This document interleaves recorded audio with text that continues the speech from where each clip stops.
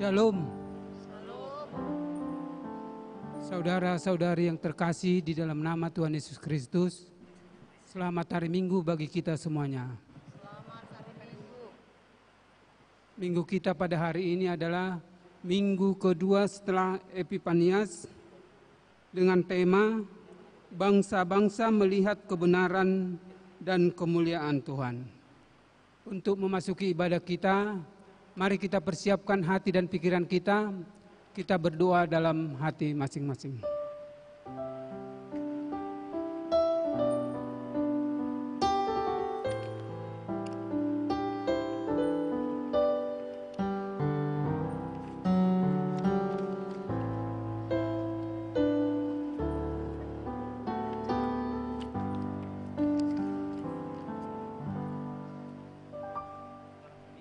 Amin. Kita bernyanyi dari Kidung Jemaat nomor 10 ayat 1 sampai ayat 3.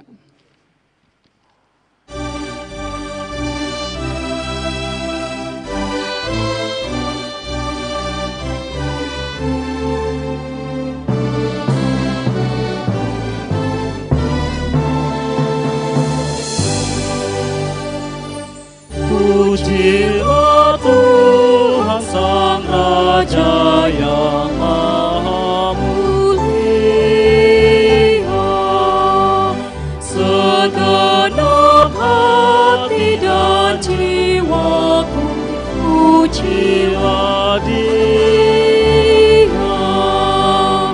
Datang berkah bila musikku berkah, angkatlah puji-puji.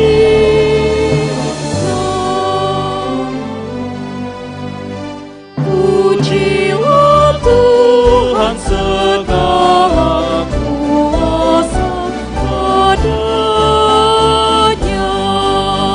sayap kasih-Nya yang aman mendukung anaknya. Tiada terpilih yang kepadamu diberi, bidakah itu kau rasa? Pujilah Tuhan yang bijak mengubah tubuhmu, dalam kasih-Nya seluruh hidupku tertuntut. Hatimu tak baru engkau angkat, oleh sayap-Nya terlindung.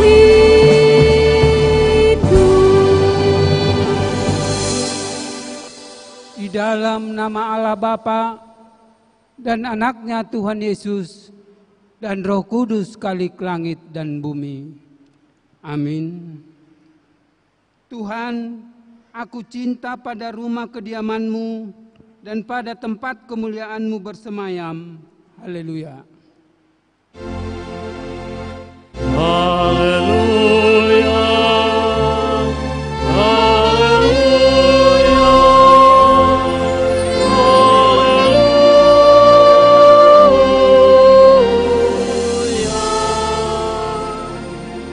Kita berdoa. Ya Tuhan Allah, Bapa kami yang di surga, Engkau telah menyatakan diri dengan perantaraan firman-Mu bahwa kami telah berkenan kepadamu dan mengampuni dosa-dosa kami. Nyatakanlah diri-Mu di dalam hati kami, agar kami mengenal Engkau dan mendengar suara anak-Mu, dan kami menerima Roh-Mu yang kudus itu. Karena anak-Mu, Tuhan Yesus Kristus, Tuhan kami. Amin.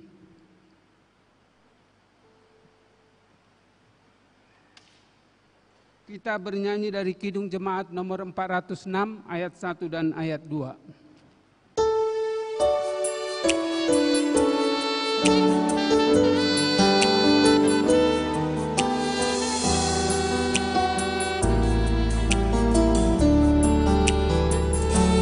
Ya Tuhan, bimbing aku di jalan-Mu, sehingga ku selalu bersama-Mu.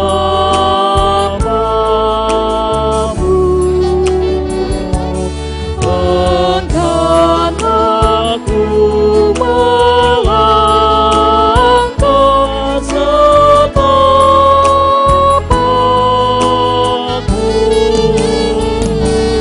Apabila Kau tak ada di sampingku,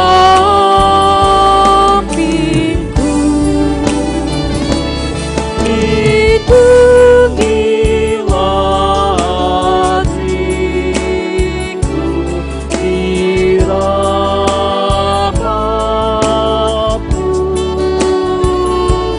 dan buatlah batinku tenang teduh.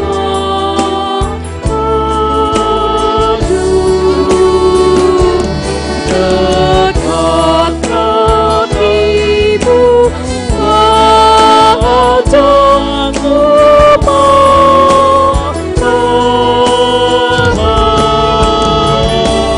dan tidak ragu aku ku berserah.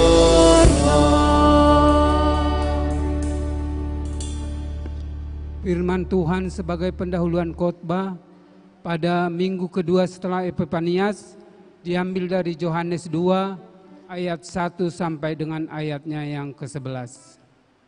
Marilah kita baca secara bergantian dan di ayat terakhir kita baca bersama. Yohanes 2 ayat 1 sampai dengan 11. Perkawinan di Kana. Pada hari ketiga ada perkawinan di Kana yang di Galilea, dan Ibu Yesus ada di situ. Yesus dan murid-muridnya diundang juga ke perkawinan itu. Ketika mereka kekurangan anggur, Ibu Yesus berkata kepadanya, mereka kehabisan anggur. Kata Yesus kepadanya, "Mau apakah engkau daripadaku, Ibu? Saatku belum tiba." Tetapi Ibu Yesus berkata kepada pelayan-pelayan, apa yang dikatakan kepadamu, buatlah. Di situ ada 6 tempayan yang disediakan untuk membasuh menurut adat orang Yahudi, masing-masing isinya 2-3 buyung. Yesus berkata kepada pelayan-pelayan itu, isilah tempayan-tempayan itu penuh dengan air, dan mereka pun mengisinya sampai penuh. Lalu kata Yesus kepada mereka, "Sekarang cedoklah dan bawalah kepada pemimpin pesta." Lalu mereka pun membawanya. Setelah pemimpin pesta itu mengecap air yang telah menjadi anggur itu, dan ia tidak tahu dari mana datangnya, tetapi pelayan-pelayan yang mencedok air itu mengetahuinya, ia memanggil mempelai laki-laki. Dan berkata kepadanya, setiap orang menghidangkan anggur yang baik dahulu, dan sesudah orang puas minum, barulah yang kurang baik. Akan tetapi engkau menyimpan anggur yang lebih baik sampai sekarang. Kita baca bersama. Hal itu dibuat Yesus di Kana yang di Galilea sebagai yang pertama dari tanda-tandanya, dan dengan itu ia telah menyatakan kemuliaannya, dan murid-muridnya percaya kepadanya. Demikian firman Tuhan. Yang berbahagia ialah mereka yang mendengarkan firman Allah, memeliharanya, serta mengamalkannya. Amin. Kita bernyanyi dari Kidung Jemaat nomor 460 ayat 1 dan ayat 2.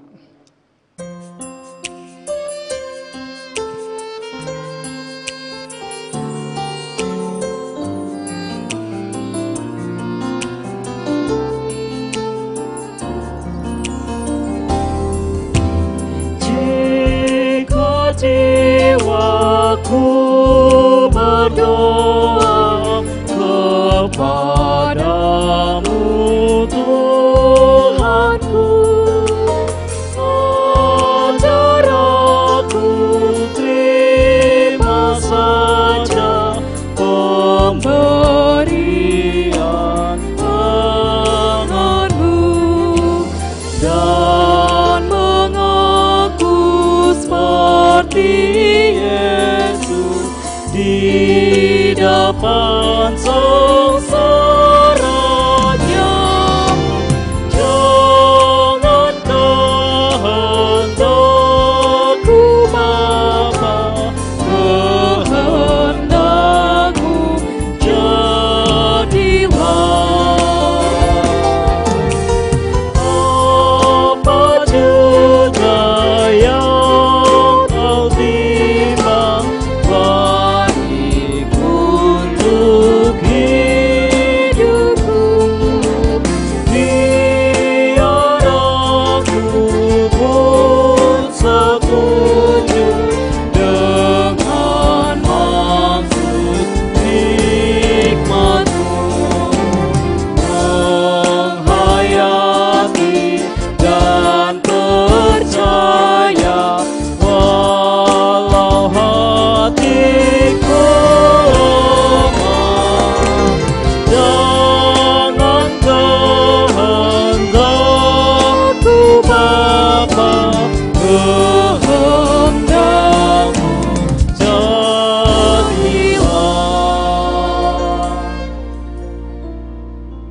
Saudara-saudari yang terkasih di dalam nama Tuhan Yesus Kristus, pada saat ini mari kita datang ke hadapan Tuhan untuk memohon pengampunan atas dosa dan kelakuan yang tidak berkenan di hadapannya. Kita berdoa dalam hati masing-masing.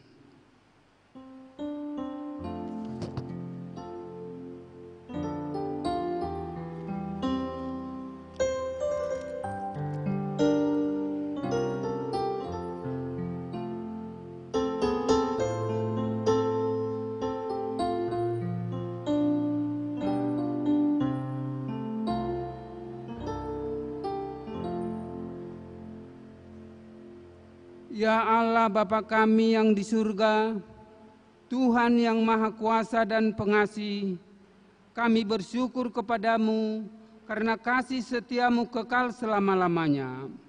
Ampunilah segala dosa kami dan hapuskanlah segala pelanggaran kami terhadap firman-Mu, oleh karena tabiat kemanusiaan kami yang lemah.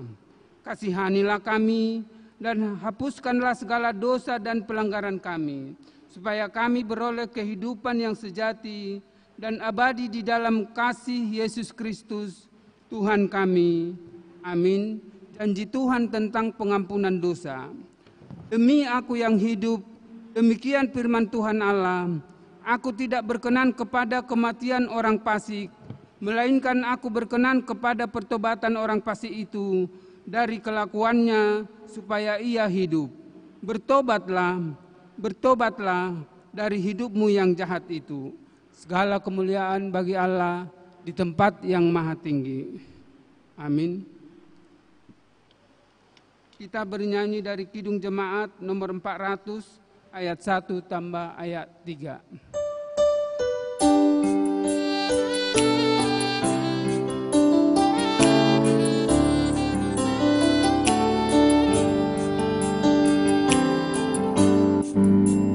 Daki jalan mulia, tetap doaku inilah, ke tempat tinggi dan teguh, Tuhan mantapkan langkahku.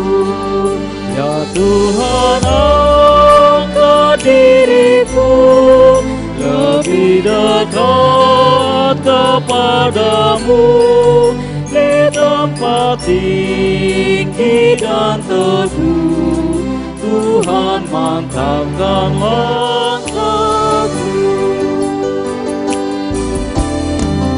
Ku ingin hidup yang benar, jauh dari tindak yang cemar.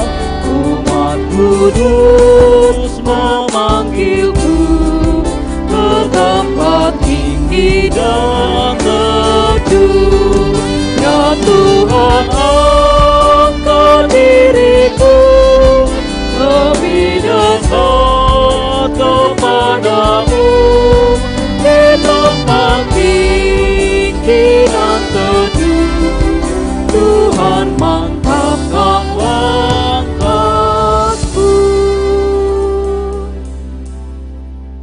Firman Tuhan sebagai petunjuk hidup baru diambil dari Yesaya 55 ayat 6 sampai ayat 6 sampai ayat 7. Yesaya 55 ayat 6 sampai 7. Carilah Tuhan selama ia berkenan ditemui, berserulah kepadanya selama ia dekat. Baiklah orang fasik meninggalkan jalannya, dan orang jahat meninggalkan rancangannya. Baiklah ia kembali kepada Tuhan, maka Dia akan mengasihinya, dan kepada Allah kita, sebab Ia memberi pengampunan dengan limpahnya. Demikian firman Tuhan. Marilah kita memohon sama-sama kepada Tuhan. Ya Allah, mampu kami.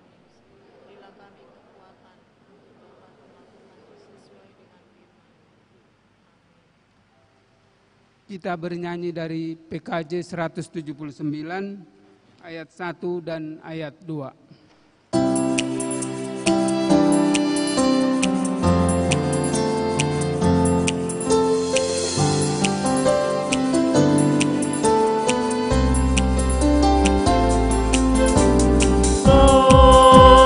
Paling agung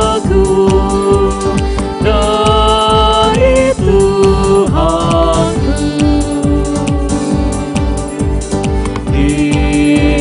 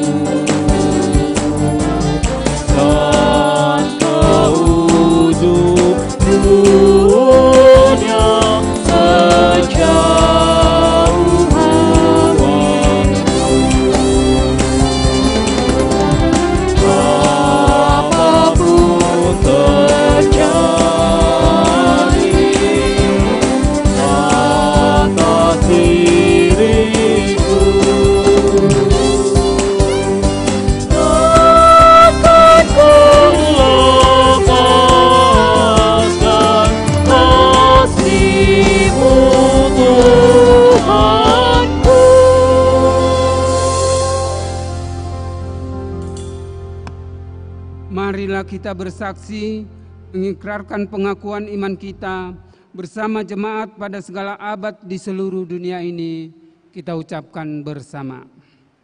Aku percaya kepada Allah Bapa yang Maha Kuasa, Khalik langit dan bumi. Aku percaya kepada Yesus Kristus, Anaknya yang tunggal Tuhan kita, yang dikandung daripada Roh Kudus, lahir dari anak darah Maria, yang menderita di bawah pemerintahan Pontius Pilatus, disalibkan, mati dan dikuburkan, turun ke dalam kerajaan maut, pada hari ketiga bangkit pula dari antara orang mati, naik ke surga, duduk di sebelah kanan Allah Bapa yang Maha Kuasa, dan akan datang dari sana untuk menghakimi orang yang hidup dan yang mati. Aku percaya kepada Roh Kudus, gereja yang kudus dan am, persekutuan orang kudus, pengampunan dosa, kebangkitan daging, dan hidup yang kekal. Amin. Untuk menyambut firman Tuhan, kita bernyanyi dari Kidung Jemaat nomor 57 ayat 1 sampai ayat 3.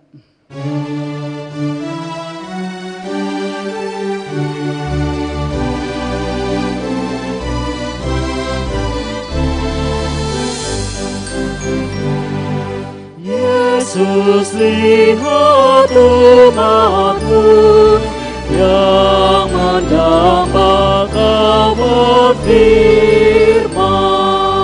dan arah kepadamu hati dan seluruh indera, hingga kami yang di dunia Kau dekatkan pada surga.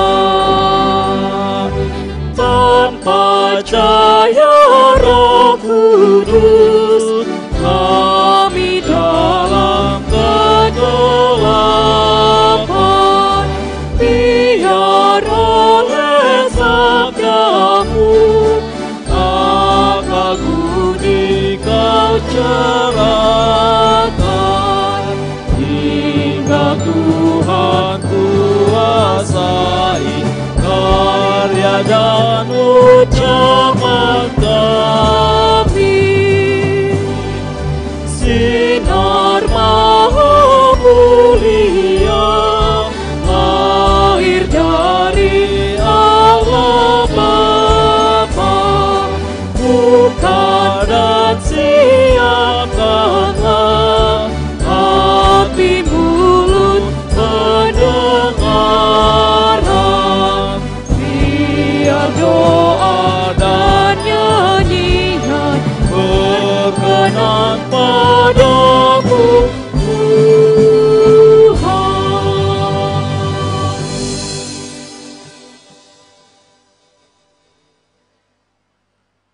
Jemaat yang dikasihi Tuhan, marilah kita berdoa.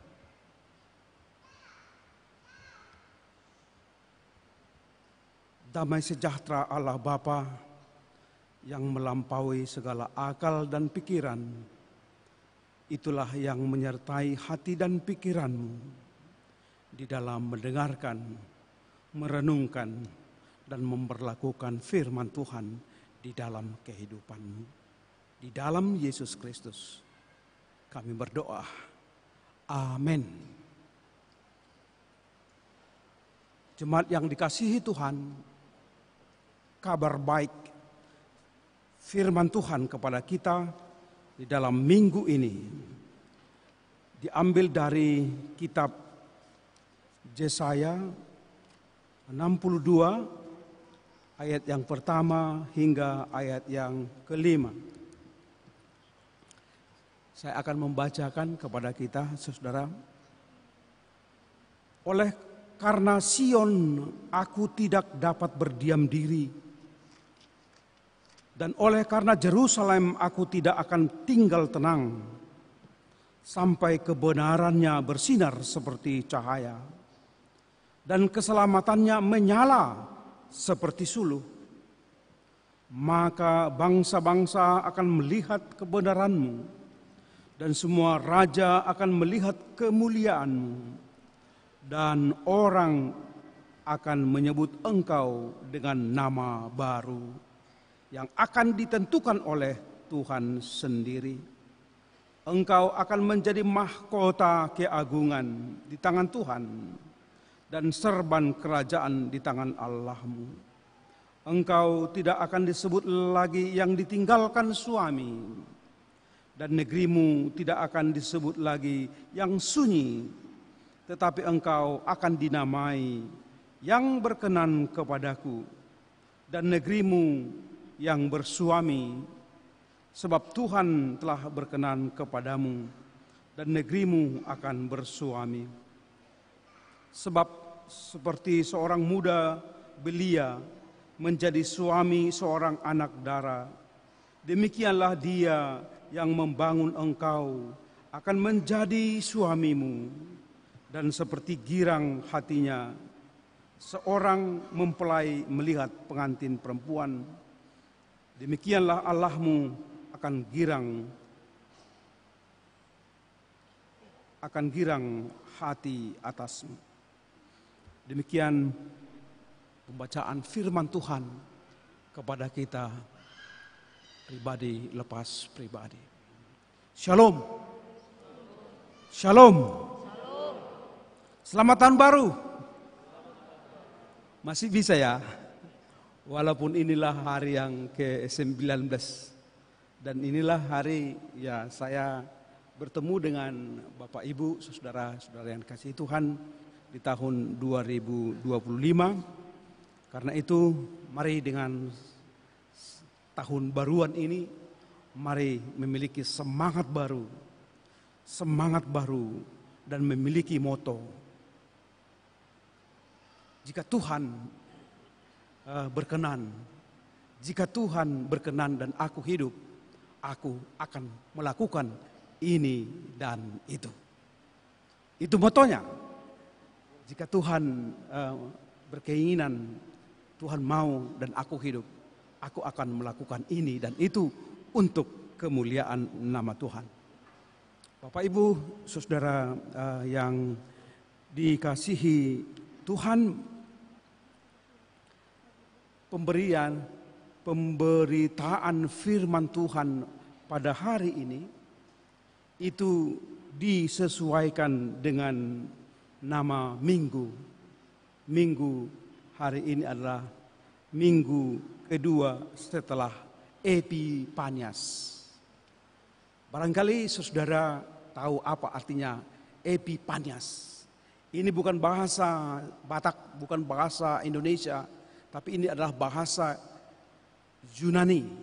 Epifania, penampakan, membukakan, menampakkan bagaimana karya Allah, memperlihatkan yang terselubung itu, bagaimana karya-karya Allah di dalam sejarah kehidupan umat, dalam sejarah kehidupan umat manusia, misalnya bangsa Israel.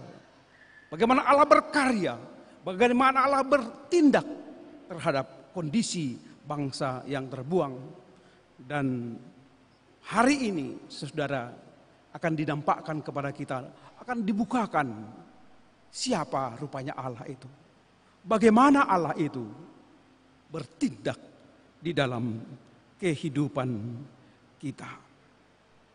Saudara, saya fokus melihat kalimat-kalimat akhir di ayat yang kelima. Sekalipun saya boleh membaca sepenuhnya ayat 5 itu, tapi penekanannya di kalimat akhir. Mari kita sama-sama membaca, Bapak Ibu. Ayat 5. Sebab seperti seorang muda belia menjadi suami seorang anak dara, demikianlah dia yang membangun engkau akan menjadi suamimu. Dan seperti girang hatinya seorang mempelai melihat pengantin perempuan, demikianlah Allahmu bergirang, demikianlah Allahmu akan girang hati atasmu. Saya kira itu gampang ya melihat memahami girang hati. Demikianlah Allahmu akan girang hati atasmu. Demikianlah Allah itu bergirang, bersuka cita atasmu. Allah bergirang, Allah bersuka cita atasmu. Atasmu apa artinya itu?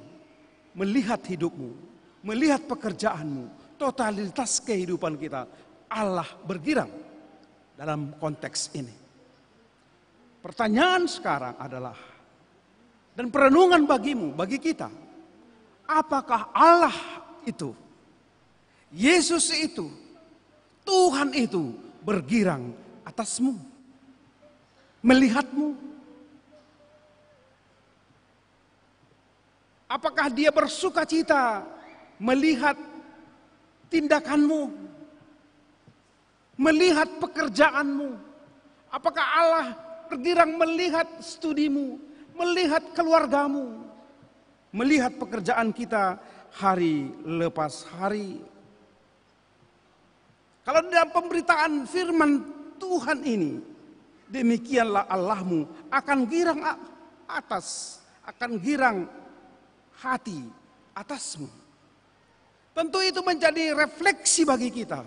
Apakah Allahku bergirang melihat tindakanku? Apakah Dia bergirang melihat kehadiranku di dunia ini?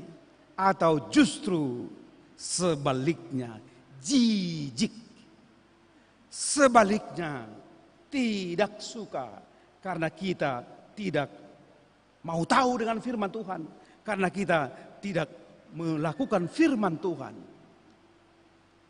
Pak Pendeta,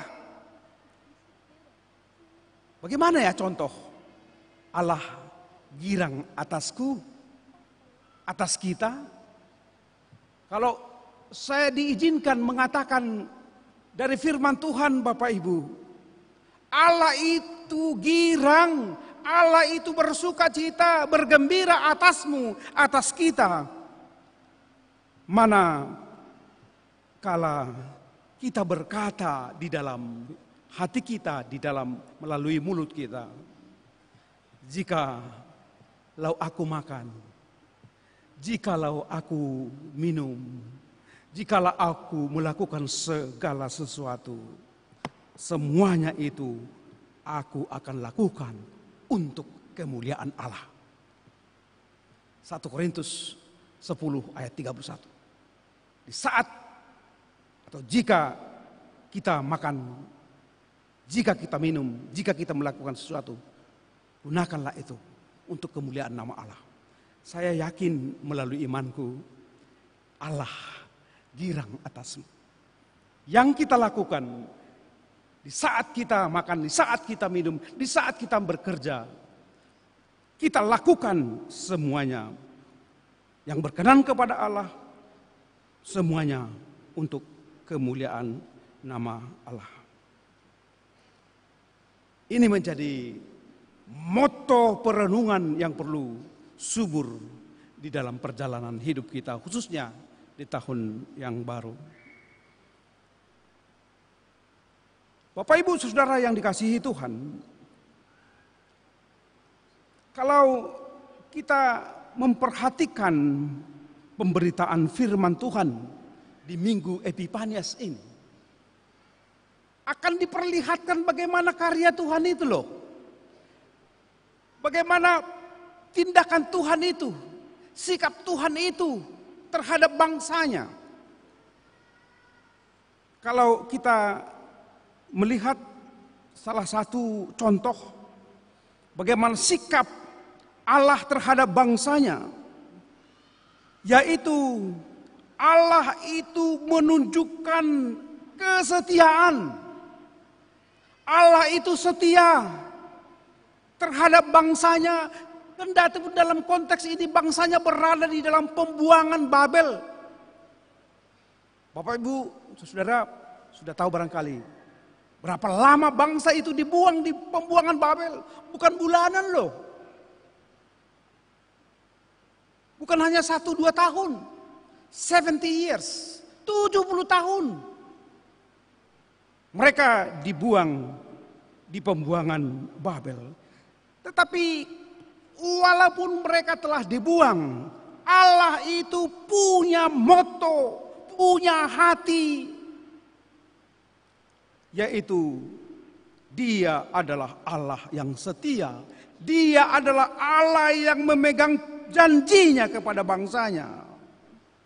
Dia mengingat bangsanya yang di pembuangan itu, yang 70 tahun dibuang, tapi Dia mengingat.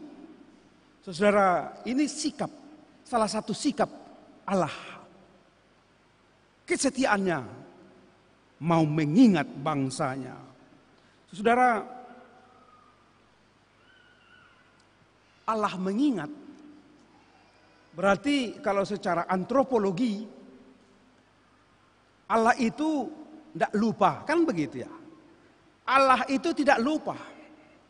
Bahkan boleh kita katakan, Allah itu tidak pernah memiliki demensia.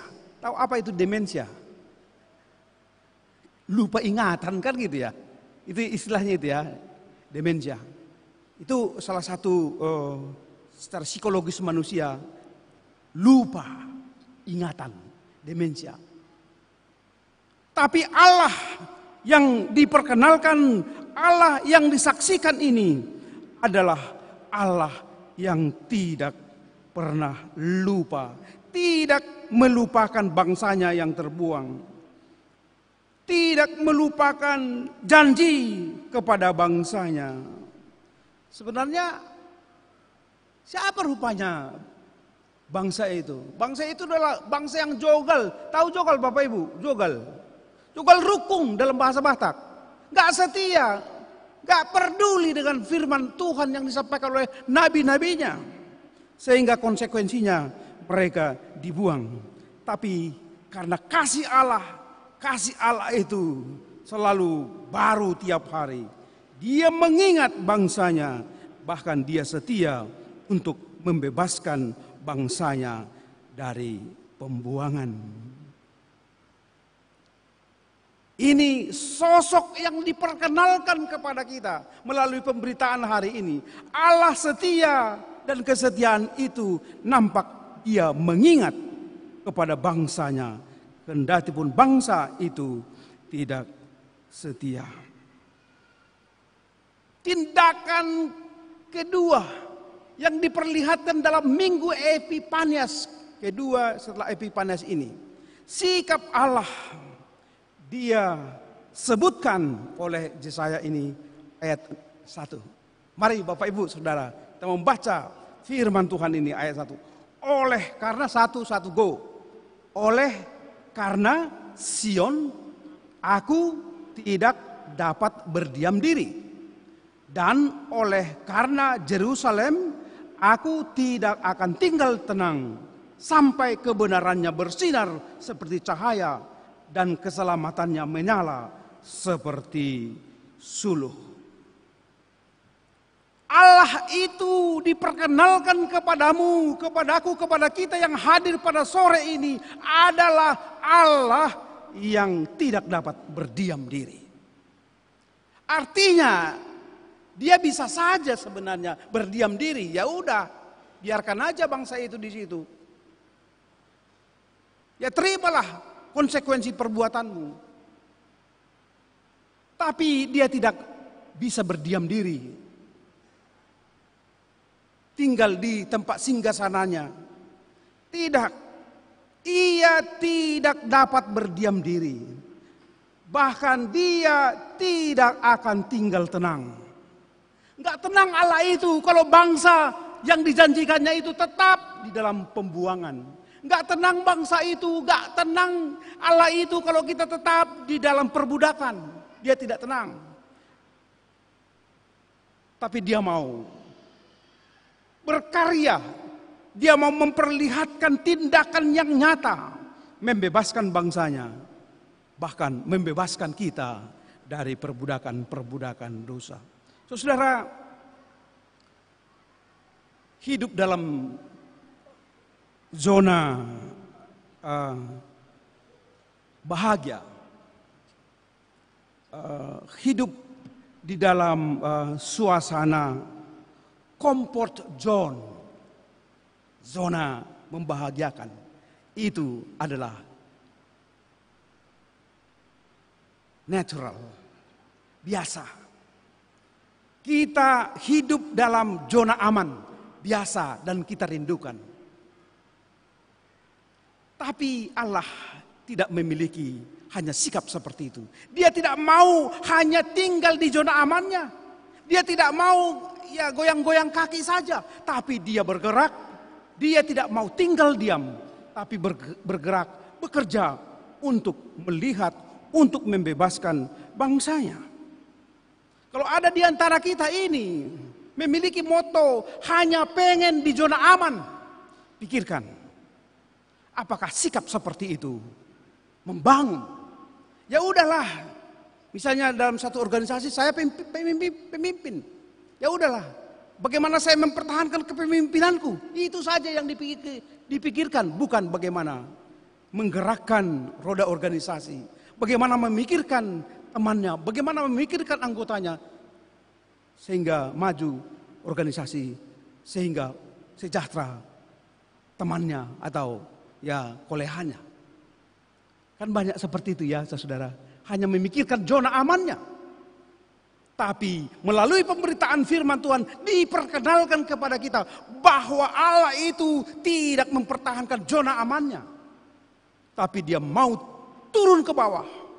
Bahkan dengan kehadiran Yesus. Yesus mau mati, tersalib untuk kelepasan, untuk kehidupan bagi kita. Karena itu, kalau kita memiliki zona aman, ya oke, bisa saja itu.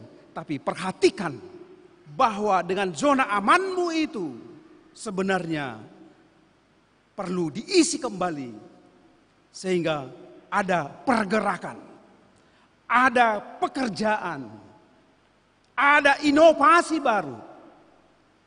Kalau dalam zaman ini kan butuh inovasi. Kita tidak bisa hanya seperti yang lalu saja. Seperti saya sebagai dosen, sebenarnya saya juga bergumul sekarang. Sebagai dosen ya sudah mempersiapkan bahannya tahun lalu, tahun ini itu juga gitu. Zona amannya saja dipikirkan. Padahal kita harus berpikir, berpikir kembali. Bagaimana inovasi baru, bagaimana cara baru. Sehingga pendidikan itu nyata bagi ya orang lain atau bagi mahasiswa. Salah satu pembelajaran yang aku dapat, yang aku bagi kepada kita dapat. Allah tidak dapat berdiam diri. Tidak dapat berdiam diri, tapi mobile, bergerak, menggerakkan, bergerak untuk menyelamatkan umat manusia. Saudara yang dikasihi Tuhan, sikap yang tiga yang dipamerkanlah katakan. Sikap Allah yang dipamerkan dalam Minggu Epifanias ini adalah yaitu ayat kedua.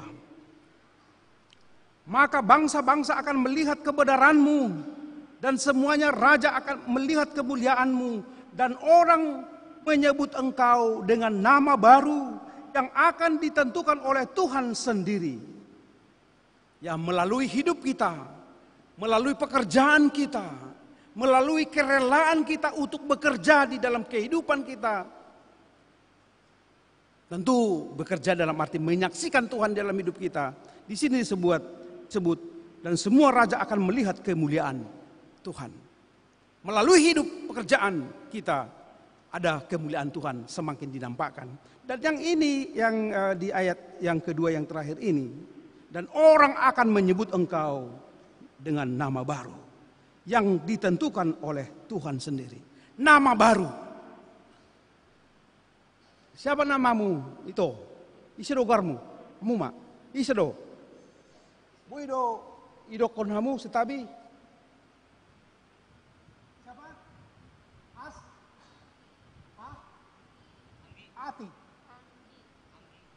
Saya kurang dapat, tapi ada A-nya gitu. Ati, barangkali seperti itu.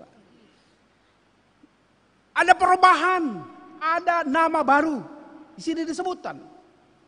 Misalnya, ya kalau nama saya John Riahman, ada nama baru. Misalnya, ya katakanlah Ucok, gitu. Nama baru lah itu misalnya kan. Ada nama baru. Dan yang membuat nama baru itu adalah oleh Tuhan. Tapi maksud nama baru itu bukan hanya changing the names, no. Bukan hanya perubahan nama, tapi perubahan identitas. Bukan hanya nama berubah, nama bisa berubah, tetapi identitas. Ini yang diperkenalkan kepada kita, bahwa oleh Tuhan ditentukan identitas yang baru. Bangsa Israel sudah 70 tahun dibuang. Tapi karena kasih karunia Tuhan, identitas mereka dirubah. Identitas mereka dirubah. Bukan lagi menjadi bangsa yang dibuang, tapi bangsa yang dilepaskan. Itu maksudnya ada nama baru di sini yang ditentukan Allah, dan dengan nama identitas yang baru itu hidup mereka menjadi hidup yang bebas. Hidup yang penuh dengan sukacita karena tindakan Allah bekerja di dalam kehidupan mereka. Dan itulah peranan Allah, mengubah. Pekerjaan Allah yaitu mengubah dari hidup lama menjadi hidup baru. Mengubah dari nama lama menjadi nama baru. Tapi dalam bukan hanya perubahan nama, tapi suasana identitas yang baru. Pernah saudara mendengar kata nama Onesimus di dalam Alkitab? Ada ya di dalam perjanjian baru ya saudara. Kalau belum pernah mengingat itu, ingatlah itu. Nanti kalau suatu saat yang belum mempunyai anak dan suatu saat Tuhan memberkati, ada anaknya dan belum tahu siapa namanya, ini buat nama anaknya. Onesimus. Apa itu Onesimus? Onesimus awalnya adalah hamba. Jabolon dalam bahasa Simalungun. Hamba, budak. Tapi statusnya berubah. Awalnya menjadi hamba, tetapi menjadi anak. Karena pertemuannya dengan Kristus. Onesimus awalnya tidak berguna, tapi berguna. Itulah perubahan itu. Awalnya dia akrestos, tidak berguna. Dalam bahasa Yunani itu tidak berguna, akrestos. Tapi pertemuannya dengan Paulus, pertemuannya dengan Kristus, dia menjadi eukristos. Eucharistis, ada kaitannya ke sana. Menjadi berguna. Itulah perubahan yang baru. Itulah identitas yang baru yang dilakukan, yang diperkenalkan Allah melalui kasih-Nya. Saudara yang dikasihi Tuhan, tindakan Tuhan ini mengubah identitas yang terbuang menjadi orang bebas, yang tidak berguna menjadi berguna, yang dalam manusia lama menjadi manusia baru. Itulah karya ilahi. Itulah perbuatan Allah, mengubah statusku yang tidak berguna ini, yang tidak apa-apa ini menjadi apa. Sebenarnya karena dosa kita, we are nothing. Kita tidak ada apa-apanya. Tapi karena karya Tuhan, kita menjadi something new. Menjadi sesuatu yang baru, berarti, berguna, berdampak bagi sesama. Di dalam ayat berikutnya di sini disebut, karena karya Allah itu engkau akan menjadi mahkota keagungan di tangan Tuhan. Engkau akan menjadi mahkota. Saudara, siapa rupanya yang hadir di sini yang tidak rindu mahkota? Kita rindu semuanya itu.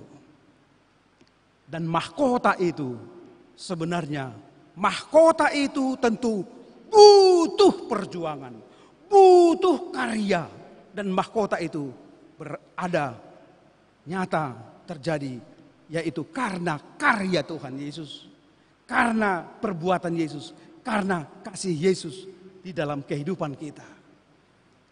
Karena bilur-bilurnya kita menjadi sembuh, Kita menjadi sembuh, itu kan mahkota ya. Kita menjadi sembuh, kita dimampukan, kita bersuka cita di dalam kehidupan kita. Bahkan karena Yesus telah mati, disalibkan, dan dikuburkan dan bangkit menjadi kebahagiaan, menjadi kehidupan bagi kita. Kita bersyukur ya, mahkota ada di tangan kita. Mahkota ada. Mahkota bukan seperti mahkota yang kita beli itu, trofi ya. Yang kita kalau kita dapat trofi, kan kita diumumkan, grup kita diumumkan juara 1. Wah, hore, tepuk tangan. Tapi hanya for a while. Sukacita kita hanya sementara. Bahkan setelah kita mendapat piala itu, ya udah diletakkan di lemari atau di atas lemari. Ya kotor sendiri, bahkan busuk sendiri. Tapi mahkota yang dipersiapkan Allah, yaitu mahkota kehidupan yang kekal. Saudara, yang berikut melalui Minggu Epifanias ini dipamerkan lagi bahwa Allah itu diumpamakan sebagai pengantin pria, dan kita itu adalah pengantin wanita. Itu bisa kita lihat dari ayat 4. Engkau tidak akan disebut lagi ditinggalkan suami. Jadi bangsa itu dikiaskan loneliness karena ditinggalkan oleh suami. Karena perbudakan yang mereka alami. Dan negerimu tidak akan disebut lagi yang sunyi. Sunyi, loneliness, kesepian. Tetapi engkau dinamai yang berkenan kepadaku. Engkau dinamai berkenan kepadaku. Bangsa Allah itu dinamai berkenan kepadaku. Kita juga melalui kasih-Nya kita dinamai berkenan kepada Allah. Karena apa? Kita sudah mengisi hidup kita. Jika Tuhan mau dan aku hidup, aku melakukan ini dan itu. Untuk kemuliaan nama Allah dan negerimu yang bersuami. Sebab Tuhan telah berkenan kepadamu dan negerimu akan bersuami. Nah, simbolisasi pengantin pria, simbolisasi pengantin wanita. Inilah memperlihatkan hubungan antara Kristus dengan gereja, Kristus dengan umatnya kita. Kristus adalah pengantin pria dan kita adalah pengantin wanita. Dan kita diangkat menjadi pengantinnya. Itu berarti saudara, kita rindu. Tuhan rindu. Tuhan senang hati terhadapmu, terhadap kita.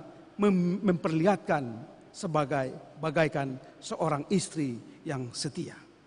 Dan itu poin yang berharga yang perlu kita hidupi di dalam hidup di dalam kesetiaan. Kita sebagai gereja, kita sebagai pengantin wanita, tentu Tuhan harapkan kita menjadi orang yang setia. Saat ini Bapak Ibu, banyak yang kita bisa diperkenalkan melalui WhatsApp, melalui Instagram. Banyak konten-konten yang bisa kita lihat, konten yang tidak mendidik.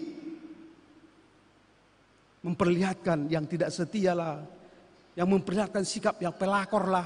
Tahu pelakor? Bukan pelatih kor, bukan. Tapi pengganggu suami orang lah, pengganggu istri orang lah, pengganggu anak orang lah. Tentu ini yang perlu kita waspadai supaya hidup kita hidup berkenan, yaitu hidup di dalam kesetiaan. Sebab seperti seorang muda belia menjadi suami seorang anak dara, demikianlah dia membangun engkau dan menjadi suamimu. Dan seperti girang hatinya seorang mempelai melihat pengantin perempuan, demikianlah Allahmu akan girang hatimu. Terima kasih Tuhan kita berkata sedemikian saudara.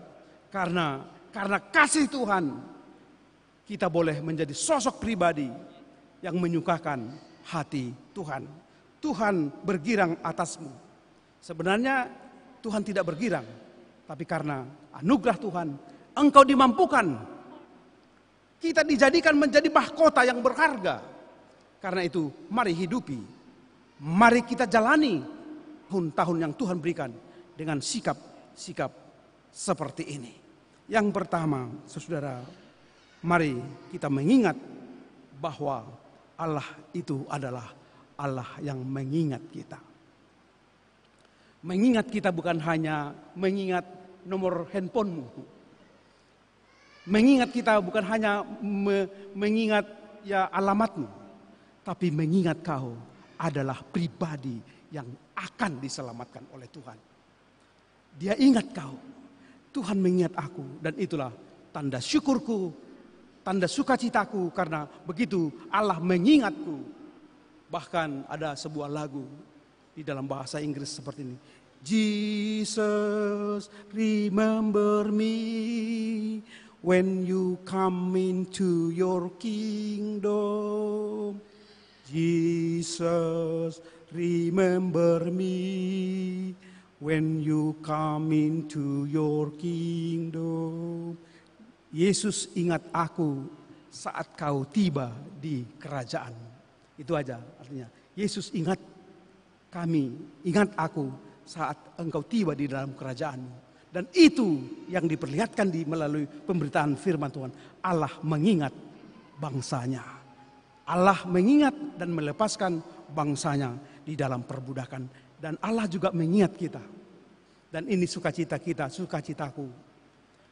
Kalaupun kadang aku lupa, walaupun kadang aku ya tidak mengingat, tapi ternyata ada sosok pribadi yang mengingatku, yang memperhatikanku dan mengasihiku, yaitu Yesus. Yang kedua, saudara, melalui pemberitaan firman Tuhan ini,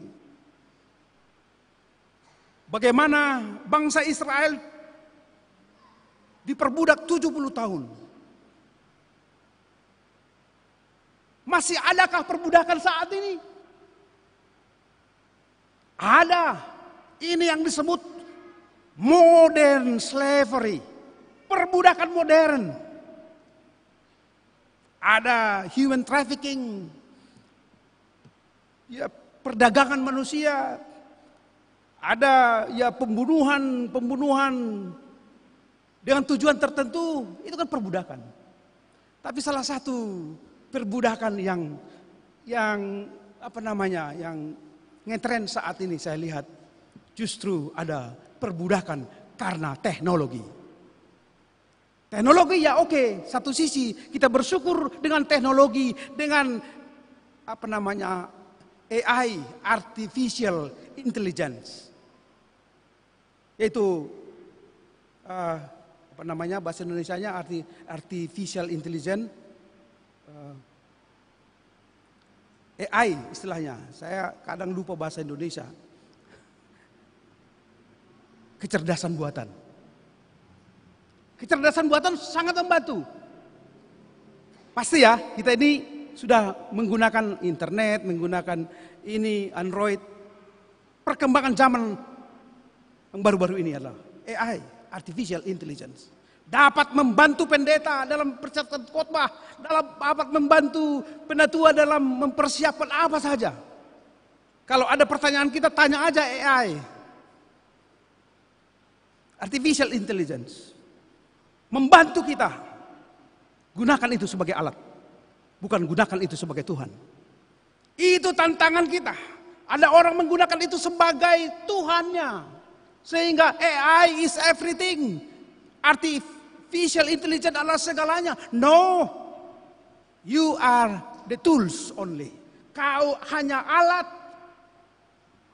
yang saya dapat perintah untuk membantuku dalam tugas-tugasku.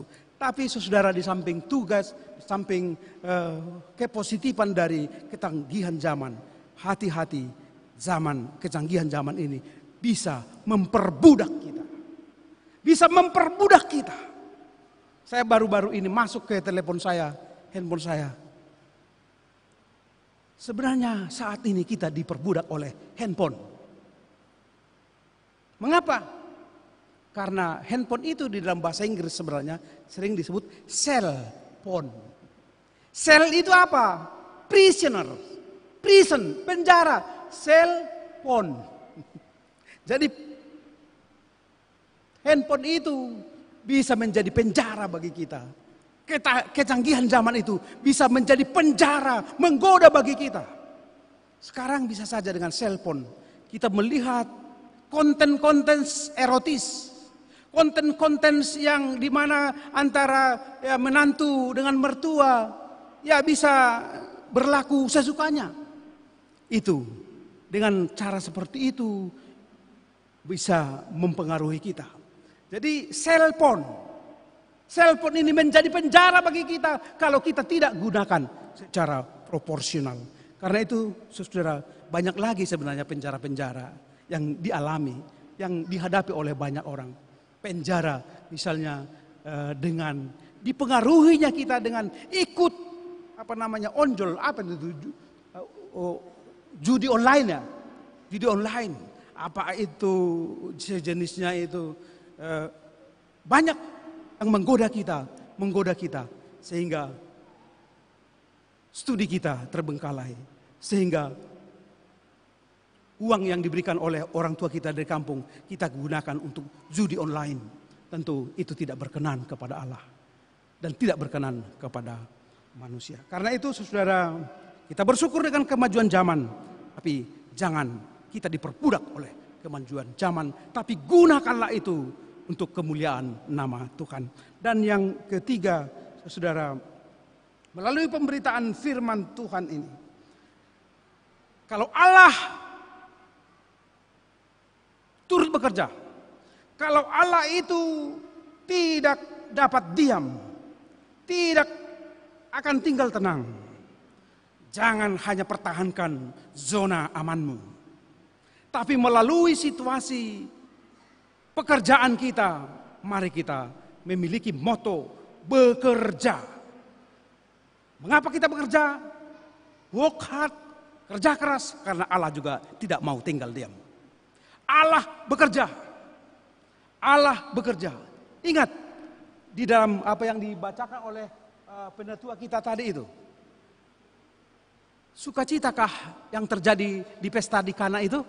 Sukacita ya, Bapak Ibu? Ada kebahagiaan ya. Aturannya mereka akan mencela tuan rumah. Hasutan bolo dai dia sodong be anggur munga habis sudah. Tapi karena apa yang dikatakan Yesus, lakukan. Sehingga sesuatu terjadi dari anggur yang kering, anggur yang habis menjadi anggur yang banyak, artinya menjadi sukacita. Karena apa? Karena mereka melakukan apa yang dikatakan oleh Yesus.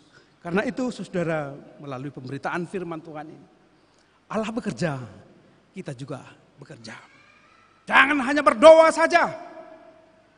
Ora et labora, itu moto kita. Martangiang dungima mangula, bekerja, berdoa dan bekerja.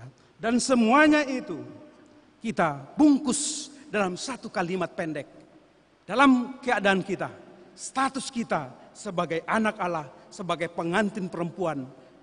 Yesus adalah pengantin pria, kita adalah pengantin wanita. Tentu hidup kita akan terlihat dalam moto seperti ini. Be faithful dan be fruitful. Status kita sebagai anak, status kita sebagai pengantin wanita. Yesus itu adalah pengantin pria kita. Dia rindu, dia bergirang manakala hidup kita be faithful, menjadi setia. Setia dan be fruitful, berbuahlah. Apa yang kita lakukan saudara? Apakah saudara studi? Apakah saudara bekerja? Apakah sebagai pasangan suami istri? 2 poin ini menjadi identitas orang percaya di dunia ini, yaitu faithful up to the end, setia sampai akhir, dan be fruitful sampai kita tua. Dan semuanya itu demi untuk kemuliaan nama Tuhan. Kiranya Tuhan memberdayakan, memberikan kekuatan bagiku sampai akhir hidupku menjadi pendeta yang setia. Ada amin. Tuhan memberikan kekuatan kepadamu menjadi bapak suami yang setia, ibu yang setia, saudara yang setia, dan berproduksi fruitful seperti yang dikatakan oleh Mazmur 1 ayat 3 itu. Dia seperti pohon yang ditanam di tepi aliran sungai yang mengalir, berbuah pada waktunya. Tuhan memberkati, mari kita menjalani hidup kita menjadi hidup yang faithful dan fruitful. Amin. Kita berdoa. Tak henti-hentinya Tuhan kami bersyukur kepadamu, karena Engkau memiliki sikap setia, mengingat kami, bahkan mengubah status kami yang tidak berharga menjadi berharga, yang berdosa Kau ampuni kami, dan kami ini adalah mahkota yang berharga. Karena itu Tuhan, mari melalui Roh Kudus-Mu kuatkan kami untuk merenungkan tindakan Tuhan yang terjadi di dalam kehidupan kami. Engkau mengubah kami dari manusia lama menjadi manusia baru, yang tidak berharga menjadi berharga. Bahkan melalui perbuatan tindakan Yesus, Dia mati di kayu salib. Melalui darahnya kami menjadi orang yang hidup dan berharga. Dan itulah peranan kedatangan Yesus. Aku datang untuk memberi kehidup dan hidup yang melimpah. Terima kasih Tuhan untuk perbuatan-Mu yang Kau perlihatkan di dunia ini. Sehingga melalui itu kami boleh termotivasi untuk memperlihatkan, tetap mengingat-Mu, dan juga memperlihatkan kesetiaan kepadamu, kepada kami dalam pelayanan kami, dan juga kami menjadi orang yang berbuah. Terima kasih Tuhan, biarlah hidup kami sampai akhir hidup kami tetap setia kepada Yesus adalah Tuhan kami. Di dalam nama Yesus Kristus kami berdoa. Amin.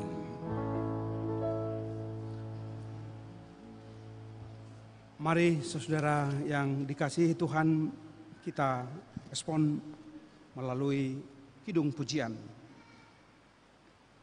Nama Yesus yang termulia.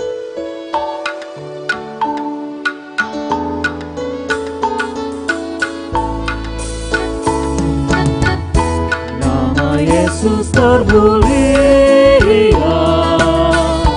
di atas segala nama. Dalam namanya semuanya menyembah. Yang di bumi dan di surga tekuk lutut memuliakan. Segala lidah pun berkata, Yesus Kristus itu Tuhan.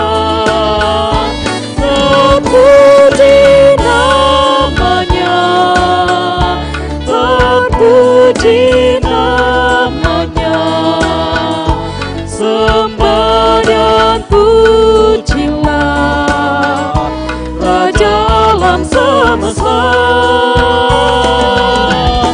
Yang di bumi dan di surga tekuk lutut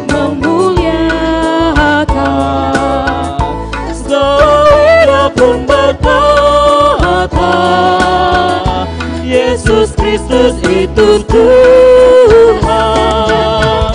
Masih banyak manusia yang tak mengenal nama-Mu. Suruh hamba yang setia kerja dan bertekun.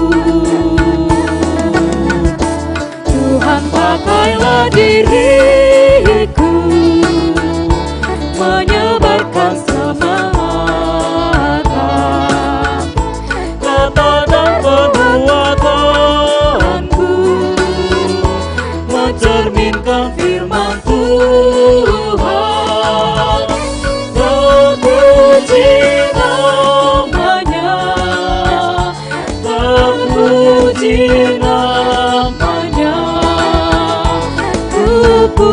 pujiku sembah Raja alam semesta. Tuhan pakailah diriku menyebarkan keselamatan, kata dan perbuatanku mencerminkan firman Tuhan.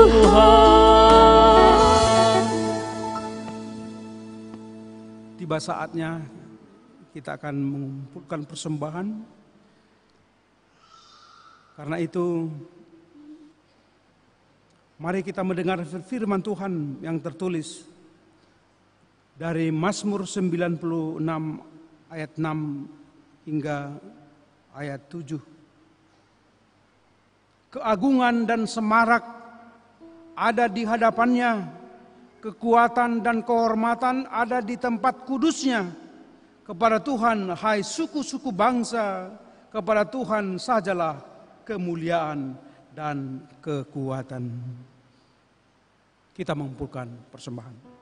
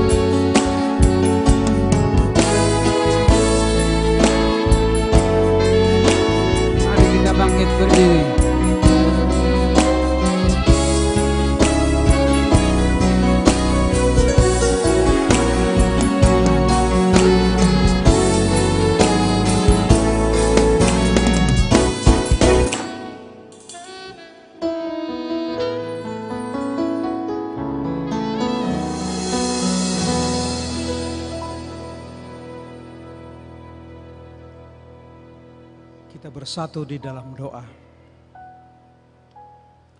Ya Allah, Bapa kami yang di sorga, kami mengaku dengan setulus hati, Engkaulah sumber segala berkat dan karunia. Di sini kami memberikan persembahan syukur kami kepadamu. Terimalah persembahan umat-Mu, dan berkatilah menjadi alat kesaksian, persekutuan, dan pelayanan jemaat-Mu ini. Jadikanlah hidup kami persembahan yang berkenan kepadamu, dan pakailah hidup kami untuk turut menghadirkan tanda-tanda kerajaan-Mu di seluruh dunia ini. Kasih, keadilan, dan damai sejahtera, dan sukacita. Bukalah hati kami oleh Roh Kudus-Mu, agar kami senantiasa mengucapkan syukur kepadamu, di dalam nama Yesus Kristus Tuhan kami. Amin. Bawa persembahanmu dalam rumah Tuhan, dengan rela hatimu, jangan majamu. Bawa persembahanmu, bawa dengan suka. Bawa persembahanmu, tanda sukacitamu. Bawa persembahanmu, ucaplah syukur.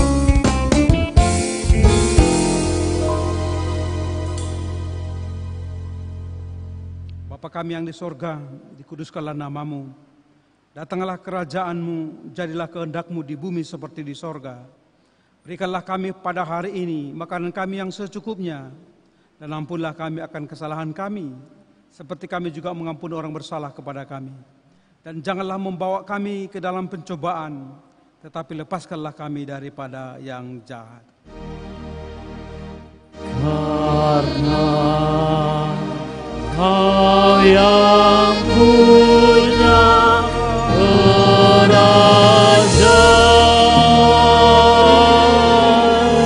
dan kekuasaan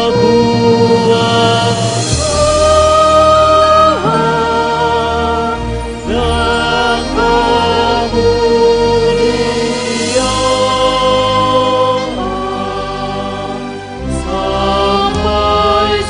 sampai